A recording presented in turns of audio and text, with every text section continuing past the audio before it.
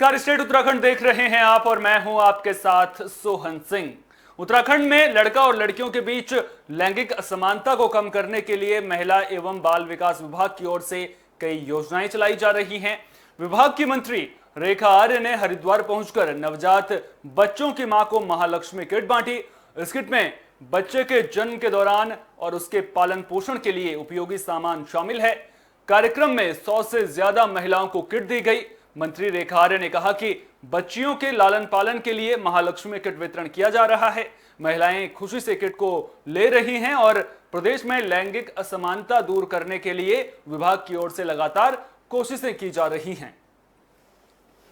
हाँ, जब में बताया गया है कि मतलब मुख्यमंत्री परियोजना जो है, इसके तहत माँ को और बच्चों के लिए एक मुख्यमंत्री महालक्ष्मी परियोजना किट उपलब्ध कराई जा रही है। इसमें बच्चे के लिए, उसकी माँ के लिए बहुत सारी सुविधाएं उपलब्ध हैं। क्या कहते हैं, मैडम रेखा आर्य मैम है, उनके द्वारा हमें ये किट उपलब्ध करा दी गई है।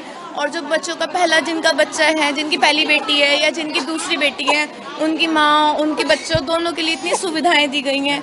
मैं चाहूँगी मुख्यमंत्री महालक्ष्मी योजना जो लड़कियों के लिए चलाई गई है, जिससे लड़कियों के जन्म के उत्सव पर हमें प्राप्त हुई है, जिससे हम बहुत भाग्यशाली हैं कि जिससे हमें सौभाग्य मिला, हम यहाँ पर आए। इसलिए ये लड़कियों के स्वास्थ्य के लिए ध्यान में रखते हुए किट दी जा रही है और लड़कियों के जन्म के उत्सव में लड़के और लड़कियों में भेदभाव ना हो, इसलिए ये किट उत्सव मनाया जा रहा है। लड़कियों की खुशी के लिए ये काम किया जा रहा है और मुख्यमंत्री जी ने इस लड़कियों के जन्म की खुशी में, ताकि लड़के और लड़कियों में कोई भी भेदभाव ना करे, इसलिए लड़कियों को आगे रखते बढ़ाने के लिए ये कार्यक्रम चलाया है। तो वो देख रहे हैं। देखिए, मुख्यमंत्री महालक्ष्मी किट योजना में अपने आप में इतना करंट है कि महिलाएं इसे प्राप्त करते हुए अपने आप पे गौरवान्वित महसूस कर रही है, अपने आप ही उनके अंदर एक खुशी है और वो सरकार को धन्यवाद कर रही हैं कि क्योंकि प्रसव के उपरांत में उसको जिस चीज़ों की ज़रूरत पड़ती है वो चीज़ें उस समय उनके परिजन जो है भागते भूगते लेकर आते हैं, लेकिन सरकार ने उनके लिए तत्काल उसी समय जो है महालक्ष्मी किट की व्यवस्था करके दे दी है, जिसमें माँ से जुड़ी हुई भी और बच्ची से जुड़ी हुई सारी जो सामग्रियों की आवश्यकता होती है उसका एक पूरा संकलन है। उसमें पोषण को लेकर भी उसमें पूरा सामान रखा गया है। हाँ, जब मैं दून यूनिवर्सिटी में डॉक्टर अंबेडकर चेयर सेंटर का उद्घाटन किया गया। इस मौके पर राज्यपाल बेबी रानी मौर्य, सीएम पुष्कर सिंह धामी और उच्च शिक्षा मंत्री भी मौजूद रहे। आपको बता दें कि उत्तराखंड में पहली बार किसी विश्वविद्यालय को डॉक्टर अंबेडकर चेयर सेंटर मिला है। दून विश्वविद्यालय को यह सेंटर फिलहाल 5 साल के लिए मिला है। Centre doctor BR Ambedkar foundation की ओर से वित्त पोषित होगा। यूनिवर्सिटी के कुलपति प्रोफेसर सुरेखा डंगवाल ने मामले को लेकर कुछ वक्त पहले केंद्रीय सामाजिक न्याय एवं अधिकारिता मंत्रालय को प्रस्ताव भेजा था, जिसे केंद्र सरकार ने स्वीकार कर लिया। यह सेंटर प्रदेश की विशिष्ट धरोहरों के संरक्षण और संवर्धन की दिशा में लोगों को शिक्षित और प्रशिक्षित करने का काम भी करेगा। कुलपति ने बताया कि सेंटर बाबा साहेब के सिद्धांतों, आदर्शों और जीवन दर्शन पर शोध कार्य संचालित करेगा। तो डॉक्टर अंबेडकर चेयर सेंटर का उद्घाटन किया गया है। इसके जरिए जो भी पिछड़े वर्ग हैं, इसके अलावा महिलाओं, आदिवासी और समाज के वंचित वर्गों का आर्थिक, राजनीतिक और सामाजिक सशक्तिकरण संभव हो सके, इसलिए ये पहल की गई है। उन्होंने बताया कि उत्तराखंड का एक बड़ा भूभाग भौगोलिक दृष्टि से देश के अन्य क्षेत्रों से भिन्न है, तो पहली बार किसी विश्वविद्यालय में डॉक्टर अंबेडकर चेयर सेंटर का उद्घाटन किया गया है। और आपको बता दें कि कोशिश ये है कि जो भी वंचित वर्ग हैं उन तक तमाम जो सुविधाएं हैं वो पहुंचाई जा सकें और इसके जरिए ज्ञान का जो भंडार है वो लोगों तक पहुंच सके।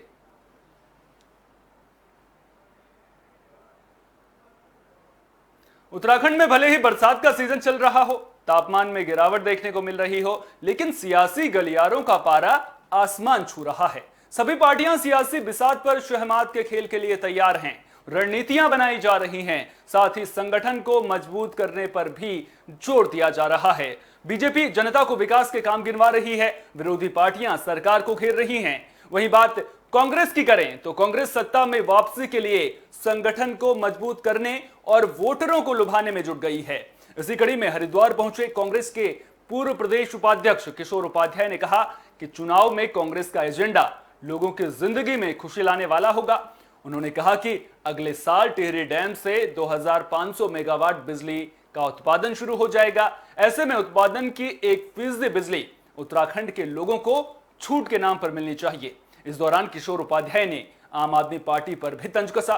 उन्होंने कहा कि कुछ पार्टियां राज्य में फ्री बिजली देने की बात कर रही हैं, कोई 100 यूनिट तो कोई 300 यूनिट फ्री बिजली देने की बात कर रहा है, लेकिन देवभूमि के इस धरती ने गंगा यमुना जैसी पवित्र नदियां दी हैं और यहां की धरती मुफ्त में कुछ भी नहीं लेती है। उन्होंने फ्री बिजली के दावे को उत्तराखंड की जनता का अपमान बताया। साथ ही कहा कि जनता को छूट के साथ बिजली और पानी मिलना चाहिए। तो कुल मिलाकर देखा जाए तो उत्तराखंड में अगले साल चुनाव होने और चुनाव में काफी कम वक्त रह गया है, लिहाजा जो सियासी पार्टियां हैं वो अपने संगठन को तो मजबूत कर ही रही हैं, लेकिन साथ ही साथ जो विरोधी पार्टियां हैं उन पर भी जुबानी हमले कर रही हैं। इसी कड़ी में साफ तौर पर जो किशोर उपाध्याय हैं उन्होंने आम आदमी पार्टी पर तंज कसा है। आपको बता दें कि आम आदमी पार्टी उत्तराखंड में फ्री बिजली देने का दावा कर रही है। तो अब ऐसे में देखना दिलचस्प होगा कि उत्तराखंड की जनता किसके साथ जाती है। हरी और माँ गंगा की धरती है, दक्ष महादेव, माँ मनसा देवी और चंडी देवी की धरती है, क्योंकि अब चुनाव आने वाले हैं। तो इसलिए जो अगले चुनाव का एजेंडा होना चाहिए, यहाँ के जीवन में, लोगों के जीवन में खुशहाली कैसे आ सकती है, यहाँ के बच्चों का भविष्य कैसे बन सकता है, महिलाओं के सिर का बोझ कैसे कम हो सकता है। तो जो हमारा वनाधिकार का एजेंडा है, हम हर राजनीतिक दल को उस एजेंडे को। नैनीताल में आशा कार्यकर्ताओं का प्रदर्शन देखने को मिला है। इस दौरान आशा कार्यकर्ताओं ने जमकर नारेबाजी करते हुए धरना प्रदर्शन किया। आशा कार्यकर्ता कार्यकर्ताओं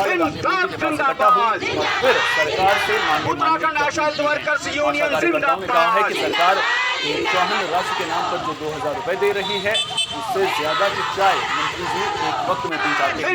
आशा कार्यकर्ताओं ने कहा कि कोरोना काल के दौरान उन्होंने जमकर काम किया, इसके बावजूद सौतेला व्यवहार किया जा रहा है। तो आशा कार्यकर्ताओं का हल्ला बोल देखने को मिल रहा है। साफ तौर पर आशा कार्यकर्ताओं ने सरकार की मंशा को लेकर सवाल खड़े किए हैं। आपको बता दें उत्तराखंड आशा वर्कर्स यूनियन जिंदाबाद। इसी कड़ी में आशा कार्यकर्ता इकट्ठा हुए, जिसके बाद उन्होंने धरना प्रदर्शन किया है। साफ तौर पर सरकार से अपील की है कि जिंदाबाद पूरा कर लिया जाए। उत्तराखंड आशा वर्कर्स यूनियन जिंदाबाद। रुड़की में कोरोना संक्रमण के चलते करीब 3 महीने पहले बंद की गई दरगाह साबिर पाक समेत कलियर शरीफ की तीनों दरगाहों को खोल दिया गया है। लोगों को कोविड गाइडलाइन के साथ यहां जियारत करने की अनुमति मिली है। पहले दिन दरगाह साबिर पाक में जायरीनों की भारी भीड़ उमड़ी। वहीं ज्वाइंट मजिस्ट्रेट ने भी व्यवस्थाओं का जायजा लिया और अव्यवस्थाएं मिलने पर नाराजगी जताई। कोरोना संक्रमण की दूसरी लहर के चलते उत्तराखंड वक्फ बोर्ड के आदेश पर 1 मई को दरगाह साबिर पाक समेत कलियर शरीफ की अन्य दरगाहों को जायरीनों के लिए बंद कर दिया गया था। बुधवार को डीएम सी रविशंकर और वक्फ बोर्ड के अधिकारियों ने कलियर पहुंचकर व्यवस्थाओं का जायजा लिया था। इसके बाद वक्फ बोर्ड के सीईओ डॉक्टर अहमद इकबाल ने दरगाह प्रबंधन को कोविड गाइडलाइन के मुताबिक दरगाह खोलने के निर्देश दिए। गुरुवार सुबह 6 बजे दरगाह प्रबंधन ने सभी दरगाहों के गेट जियारत के लिए खोल दिए।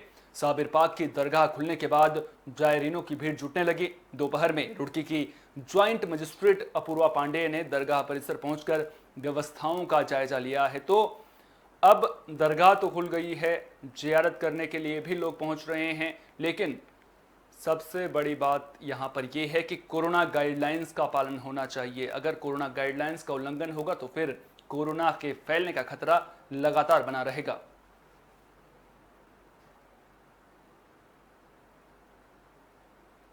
चलिए बात उत्तराखंड में मौसम की कर लेते हैं। दरअसल उत्तराखंड में लगातार बरसात हो रही है और उत्तरकाशी में लगातार बारिश से बुरा हाल है। लोगों को डर सताने लगा है। लोगों के जहन में 2013 की आपदा के जख्म ताजा हो गए हैं। बात कल्याणी गांव की करें तो कल्याणी हरेती मोटर मार्ग पर लगातार भूस्खलन से लोगों के मन में डर बैठ गया है।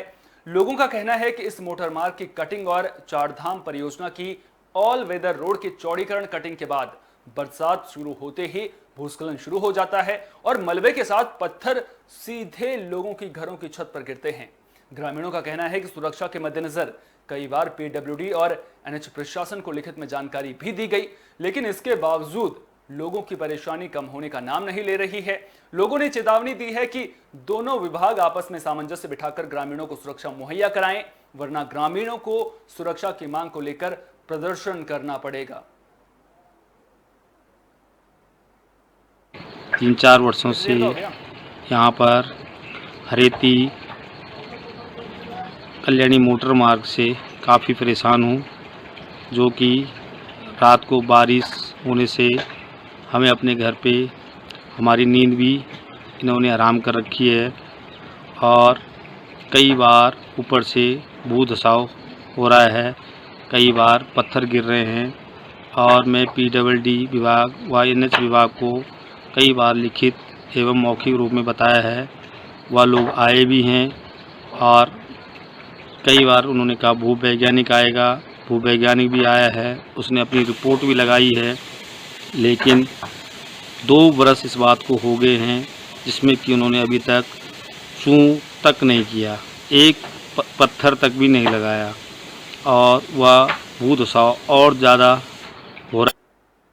तो उत्तरकाशी में बारिश लोगों को डरा रही है। कुछ ऐसा ही आलम जिले के नगल मेहरगांव का भी है। दरअसल 21 जुलाई को भारी बारिश के कारण ग्रामीण राकेश डबराल के मकान में जमीन धंसने की वजह से दरारें पड़ गई थी और अब लगातार हो रही बारिश से मकान की नीचे की जमीन धंसने से दरारें बढ़ रही हैं और अब हालात ये हैं कि मकान गिरने के कगार पर है। मकान में जैसे ही दरारें पड़ी, इसकी सूचना प्रशासन को दी गई और हालात का जायजा लेने राजस्व उप निरीक्षक और तहसीलदार भी पहुंचे। लेकिन ताज्जुब की बात यह है कि हालात जानने के बाद भी प्रशासन ने प्रभावित परिवार को सुरक्षित जगह पर शिफ्ट नहीं किया और ना ही रात गुजारने के लिए टेंट मुहैया कराया गया। प्रभावित परिवार मकान में तिरपाल लगाकर रात गुजारने को मजबूर है और लोगों को तेज बारिश के चलते अनहोनी का डर सता रहा है। जरा सोचिए उस परिवार पर क्या बीत रही होगी जो उस तिरपाल के नीचे रात गुजारने को मजबूर है। जरा सोचिए उन लोगों पर क्या बीत रही होगी जिनके घरों की दीवारों पर दरारें पड़ गई हैं। जरा सोचिए उन लोगों पर क्या बीत रही होगी जिन्होंने बड़ी मेहनत से अपना घर बनाया था, लेकिन अब जब भूस्खलन हो रहा है, लगातार जमीन धंस रही है और उनके घर टूटने के कगार पर हैं।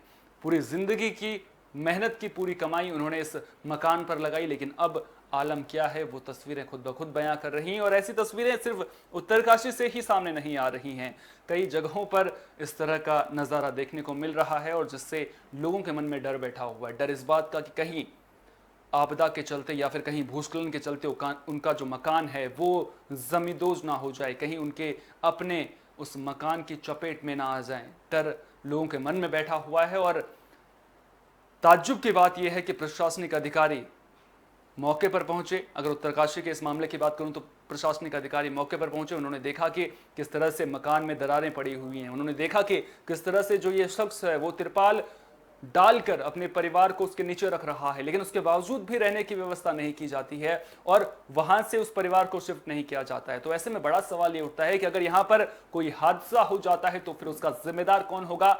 ये अपने आप में बड़ा सवाल है और उम्मीद करेंगे कि प्रशासन इस मामले को गंभीरता से लेगा और गंभीरता से लेने के बाद जो परिवार है उसकी सुरक्षा को भी प्राथमिकता दी जाएगी। उम्मीद तो यही करेंगे कि इस परिवार को जल्द से जल्द शिफ्ट किया जाएगा ताकि किसी भी तरह की अनहोनी की आशंका को टाला जा सके।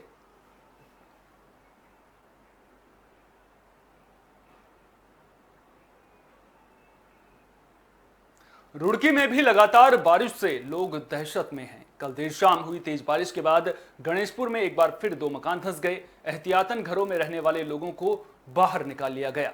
वहीं जेसीबी की मदद से एक भवन को रोकने की कोशिश तो की गई, लेकिन इसके बावजूद एक मकान ढह गया, साथ ही कई मकानों में दरारें आ गई। बता दें कि रुड़की के गणेशपुर में पिछले साल भी अगस्त में 4 मकानों में दरार आ गई थी और फिर एहतियातन इन मकानों को खाली करवा दिया गया था। बीजेपी विधायक प्रदीप बत्रा ने एडीबी से क्षतिग्रस्त मकानों का निर्माण करवाया था, लेकिन कल देर शाम हुई बारिश से उसी जगह 2 मकान धंस गए, जिससे इलाके में अफरा तफरी मच गई। फिलहाल गणेश चौक से पनियाला रोड जाने वाले मार्ग को बंद कर दिया गया है। दरअसल लोग पहले भी एडीबी द्वारा शहर में किए गए निर्माण कार्य की गुणवत्ता को लेकर सवाल उठा चुके हैं। आरोप है कि सड़कों में बनाए गए सीवर लाइन के अधिकतर चेंबर में प्लास्टर ही नहीं है। वहीं गणेशपुर में हुई घटना के बाद लोगों में आक्रोश देखने को मिल रहा है। जानकारी मिलने के बाद ज्वाइंट मजिस्ट्रेट अपूर्वा पांडे मौके पर पहुंची। उन्होंने कहा कि बारिश ज्यादा होने से कुछ मकानों को नुकसान पहुंचा है। साथ ही उन्होंने जांच के बाद कार्रवाई का आश्वासन जरूर दिया है, लेकिन अब एडीबी की कार्यशैली को लेकर सवाल खड़े हो रहे हैं कि जो एडीबी ने काम करवाया है उसमें अनियमितता बरती गई है। अब ऐसे में देखना दिलचस्प होगा कि जांच के बाद क्या कुछ निकलकर सामने आता है और जो दोषी हैं उनके खिलाफ कार्रवाई की जाती है या नहीं। लेकिन आपको बता दें कि लगातार जो बरसात हो रही है वो भी परेशानी का सबब बनी हुई है। लोग परेशान हैं, लोगों के घरों में दरारें पड़ चुकी हैं और अब उम्मीद तो यही करेंगे कि जहां कहीं पर भी खतरा महसूस हो रहा है उन लोगों को सुरक्षित जगहों पर पहुंचाया जाएगा, उनको शिफ्ट किया जाएगा ताकि किसी भी तरह की अनहोनी की आशंका को टाला जा सके। डीपी और जल विभाग ये आपस में लड़ रहे हैं। ये कह रहे हैं कि उसकी गलती है, उसकी गलती है। ये मकान पिछली बार बना था, ये मकान गिर गया था, ये मकान पिछली बार गिरा था और इसमें विधायक जी क्या गए थे, एडीपी वाले क्या गए थे, हम बनाएंगे। इस भाई ने अपनी जमीन बेचकर मकान कंप्लीट करा, किसी ने पैसे नहीं दिए। इसमें मकान में फिर तिरेड़ आ गई, नीचे देखो ये, और ऊपर ग्लिंटर देखो ये तिरेड़ आ गई। अब आदमी नौकरी करे क्या करे, अब बेचारा अपनी जमीन बेचकर अपना मकान तैयार करा है। पिछली बार भी कोई पैसा नहीं देगा। अतिवृष्टि के बाद यहाँ पे सभी दुकानों के तहत जाने से काफ़ी डैमेज आया है। इस मकान को काफ़ी ज़्यादा डैमेज इसमें दिखाई दे रहा है। फिलहाल आके स्थल निरीक्षण किया और देखा जाएगा कि किस कारण से ये इशू क्रिएट हुआ है। बाकी संबंधित परिवारों को भी जो पॉसिबल रिलीफ है वो एक्सटेंड करने का प्रयत्न किया जाएगा।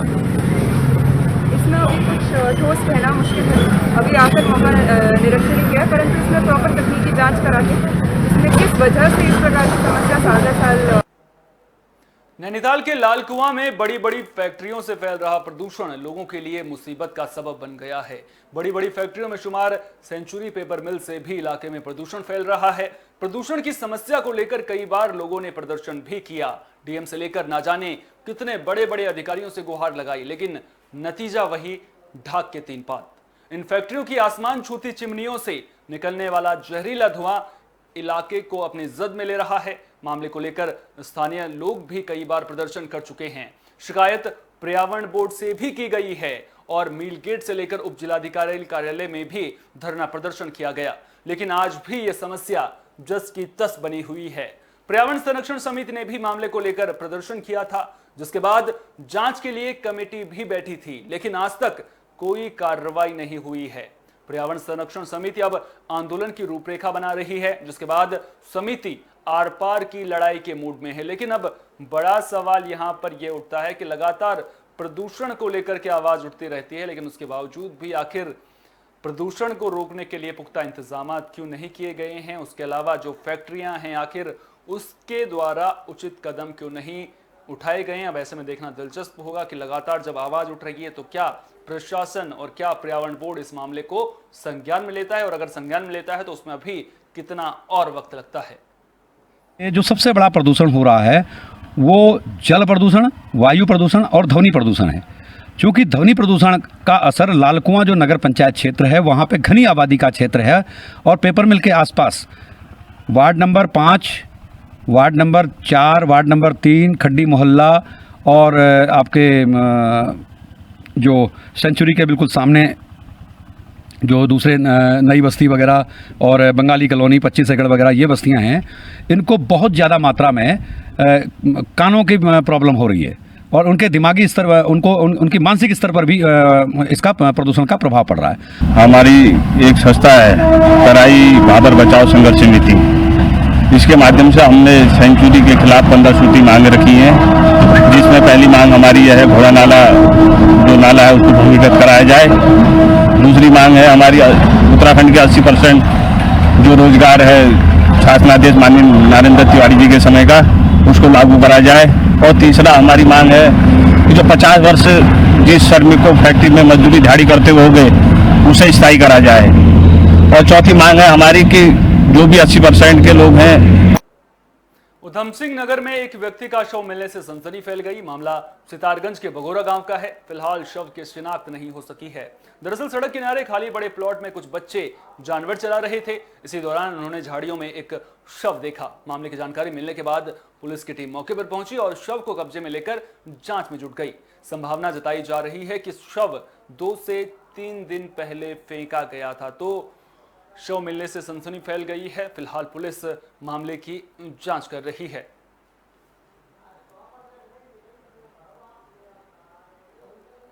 हरिद्वार पुलिस को बड़ी कामयाबी मिली है। सिडकुल थाना इलाके में हुई महिला की हत्या का पुलिस ने खुलासा कर दिया है। बता दें कि महिला की गला रेत कर हत्या कर दी गई थी। मामले में जांच पड़ताल के बाद एसओजी और सिडकुल थाना पुलिस ने आरोपी राजेश को गिरफ्तार कर लिया है। आरोपी की गिरफ्तारी उत्तर प्रदेश के लखीमपुर के फूलबेहड़ से हुई है। गिरफ्तार आरोपी की निशानदेही पर हत्या में प्रयुक्त हथियार को भी बरामद कर लिया गया है। पूछताछ के दौरान आरोपी ने बताया कि उसे शक था कि पत्नी के किसी गैर मर्द के साथ संबंध हैं, जिसके चलते उसने वारदात को अंजाम दिया है। हत्याकांड का खुलासा करने वाली टीम को वरिष्ठ पुलिस अधीक्षक ने 2500 रुपए का पुरस्कार देने की घोषणा की है। सूचना मिली थी थाना सिडकुल में एक महिला का शव पड़ा हुआ है हेतमपुर सिडकुल क्षेत्र में। तो वहाँ तत्काल ही एसओ सिडकुल, एएसपी सदर और मेरे द्वारा वहाँ पे हम घटनास्थल का निरीक्षण वगैरह किया गया और वहाँ पे आसपास लोगों के बयान लिए गए, वो जो भी वहाँ पे चश्मदीद गवाह थे। तो उनके द्वारा बताया गया कि महिला जो है ये राजकुमारी, ये पिछले 2-3 महीने से वहीं हेतमपुर में ही एक किराए के एक मकान में रहती थी और उस दिन इसका और इसके हस्बैंड का विवाद हुआ। इसका हस्बैंड जो राजेश है वो यहीं पे कार्य करता है सिडकुल फैक्ट्री में और वो मूलतः वो लखीमपुर खीरी का रहने वाला है और उसने ही इसको मारा, उस महिला की वहीं पे उसने हत्या कर दी थी। नेक में बहुत शार्प इंजरी थी। तो बॉडी को तत्काल फिर पोस्टमार्टम के लिए हॉस्पिटल पहुंचाया गया था और इसमें मुकदमा दर्ज किया। स्टेट उत्तराखंड में फिलहाल के लिए इतना ही। दीजिए इजाजत, नमस्कार।